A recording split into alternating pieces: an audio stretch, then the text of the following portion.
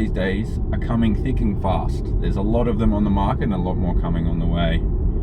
A lot of them share the same principle in that they're trying to entice you into the electric market by adding extra features, things that we haven't seen before: automatic parking, automatic driving, special jingles and fancy lights and things like that.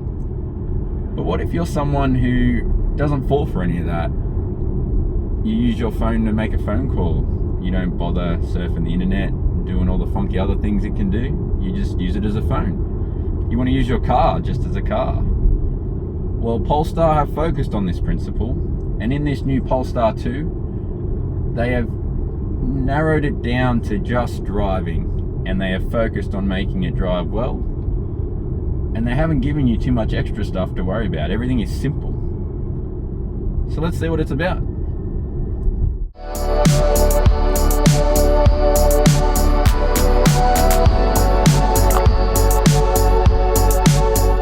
The cabin in the Polestar 2 is really nice. Everything feels nice to touch. Everything's easy to clean, believe it or not. Everything is just a simple wipe and finger marks are gone.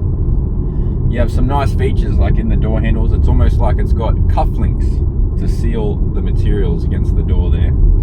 You have stainless steel handles. You have a nice thick steering wheel.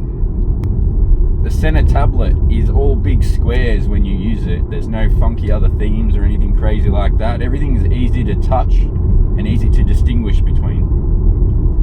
The center screen is used like you would a mobile phone, a modern mobile phone. You have apps, but those apps are simple apps. They're very easy to find and to manage. And your home screen has 4 big square standouts for you to divvy up what you want to have on there. And your air conditioning settings are at the bottom. We can click on the car option there, where we can adjust the car's feel. So we have our steering feel, light, standard, firm, ESC mode into sport, 1 pedal drive. This is your KERS system. You can have it low, standard or off. I found standard to be very full on, so I tend to leave it in low or off. And you have your creep mode, which is on or off. You also have your assists here that you can turn on and off, like your traffic signs, blind spots, lane keeping. You have a charge screen which shows you how much charge you have left, and when you're charging you can adjust how much charge you want to use.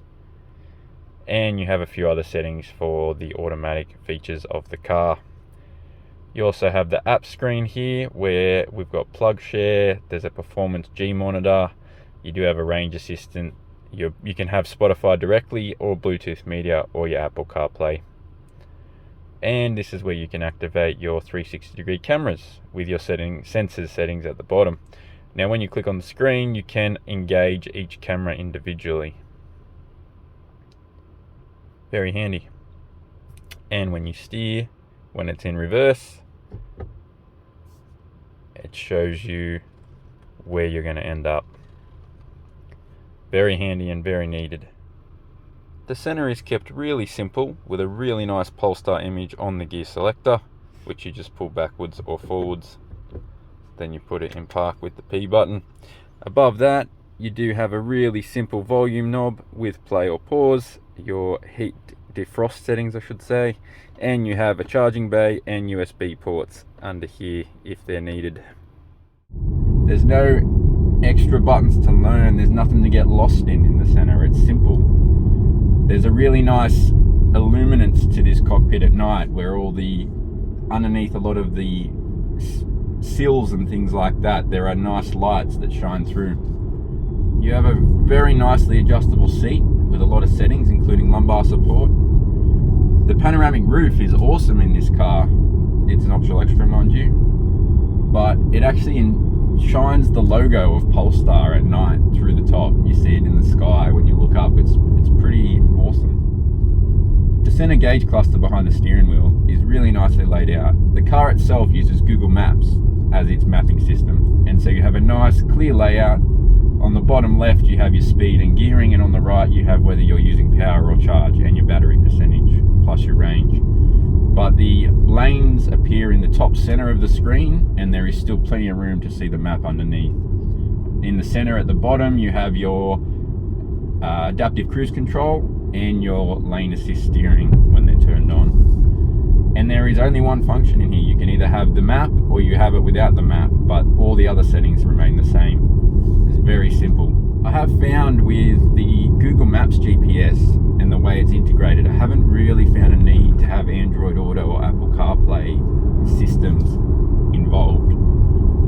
It is good enough as is that you don't really need them. Still Bluetooth your phone and you can access everything you need.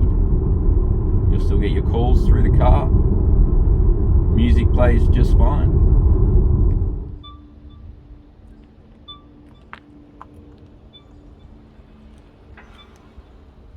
The Polestar 2 has 405 litres of boot space, and you can operate the open and close via the key fob. However, if your hands are full and you can't get to your keys, simply walk up to the rear while it's unlocked, swipe your foot underneath, and it'll open for you.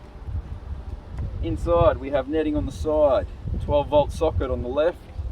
You have a center compartment that opens, allowing to stop everything running around in the back while you're driving. You can also have an undercarriage compartment with a little bit more space there for you. And when you're done, simply hit either the close and lock or the close function.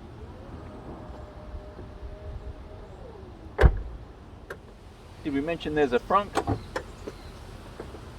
Up to 35 litres of boot space right up front here, as well as the repair kit and the witch's hat. In the rear of the Polestar 2 we have an abundance of legroom here, plus our little netting. Some nice stainless steel aircon vents, feeling very premium. We have 2 USB-C ports and heated rear seats. As well as that, we have up to 3 cups in the center here by the looks of it. Our nice panoramic roof to look through, and lighting on the side. The legroom in this car is impressive. There is plenty of room in the back for adults, 3 of them mind you, and in the front you're going to have no issues at all. And both the front seats also have the extender at the front, at the base, for people with longer legs to help support them on a longer journey. The looks of this car are quite interesting. For me, I quite like them, and from the people I've shown the car to, they also quite like it. It has a really nice road presence and a really nice stance about it. There's a few scenarios where I picture this being a big electric car. I mean, for me, I'm thinking about this, what would we use it for? You know when you see the important people and their entourage behind them? This is one of those cars where I think, imagine 3 of these in black or white with black wheels, all rolling together. It'd look rather menacing. And on top of that, if they like their music, the Harman Kardon sound system optioned on this car absolutely cracks. Without any noise from the engine and turning it right up, the sound in here is amazing. It is a really, really awesome package, and I highly recommend adding that one if you do want to option one of these up. The way the mirrors are done in this car are rather different. I quite like it. It's a frameless design. There's no external packaging around it. It's all right to the brim. You have your lane detections in there, and they work rather well, but it does take a little bit of getting used to look out to a mirror with no frame. You kind of have to remember where it is. There's no obvious finding point for it when you're driving. So it is nice, it is premium by all means, but it does take a bit of getting used to. Now for the revision mirror, your rear view is very compromised. Between the headrests in the rear seats and the way the roof comes down with the hatchback style, you do have a very limited view. Now there is a reverse parking camera and thankfully 360-degree parking cameras as well, which is very, very needed. The pickup in this model is really nice, and this is just a single motor. This isn't even the dual. You can really put your foot down mid-range as if it was a mid-range torque pickup. It really picks up really easy and really smoothly. I find this car as a simple A to B, they have really nailed the comfort, the feeling, and the looks. The 3 main things. And then for those who like listening to music on the way, blare it as much as you want. The car is super quiet, super comfy. You can adjust your steering feel through the car settings itself. You can also adjust your curve system. Now in this car it's called one pedal drive, and it is really simple. You have off, low, or standard. Now, I find standard to be very full on, and you would probably not use it very much. Low is a nice place to have every day, and off is definitely something you would do when you're parking or anything like that. There is an ESC sport mode in this car if you want to use it.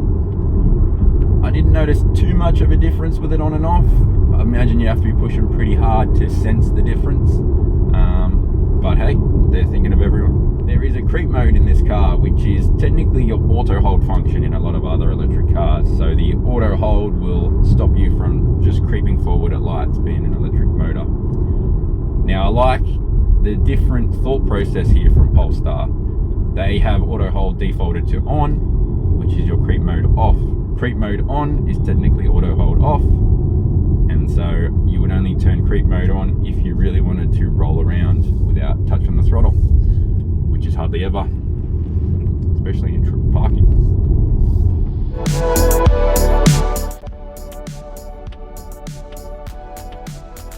Hear that indicator?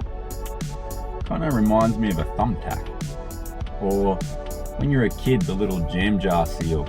You pressed the lid in as a kid, made sure it was sealed properly. Different. I have been intrigued that the people who I've shown this car to, a lot of them are quite happy at the fact that it's not trying to do anything extra.